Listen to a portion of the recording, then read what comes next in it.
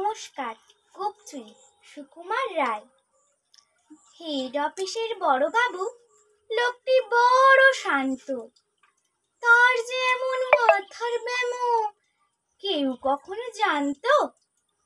দিব্যি ছিলেন খোশ মেজাজে, চেয়ারখানি চেপে একলা বসে ঝিমঝিমিয়ে হঠাৎ গেলেন খেপে, আটকে উঠে হাত পা ছুড়ে চোখটি করে গোল, হঠাৎ বলেন গেলুম গেলুম আমায় ধরে তোল।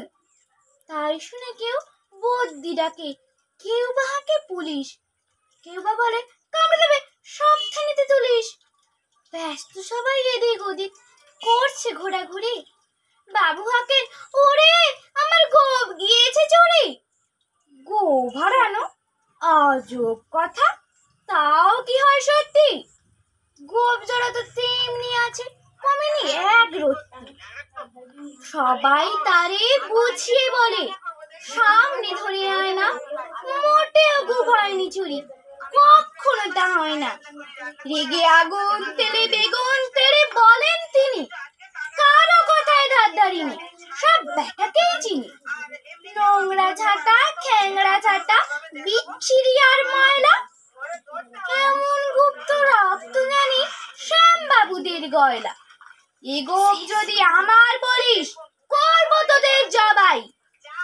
না বলে জরিমানা করলেন তিনি সবাই, ভীষণ রেগে বিষম খেয়ে দিলেন লিখে খাতায়। কাউকে বেশি লাই দিতে নেই, সবাই চড়ে মাথায়।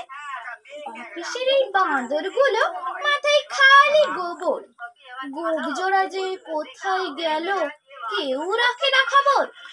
ইচ্ছে করে ওই বেটাটি গোপ ধরে খুব নাচি, মুখ্যগুলোর মুন্ডু ধরে কোদাল দিয়ে চাচি। গোপকে বলি তোমার আমার, গোপ কি কারোর কেনা? গোফের আমি গোফের তুমি, তাই দিয়ে যাইছি না। নমস্কার।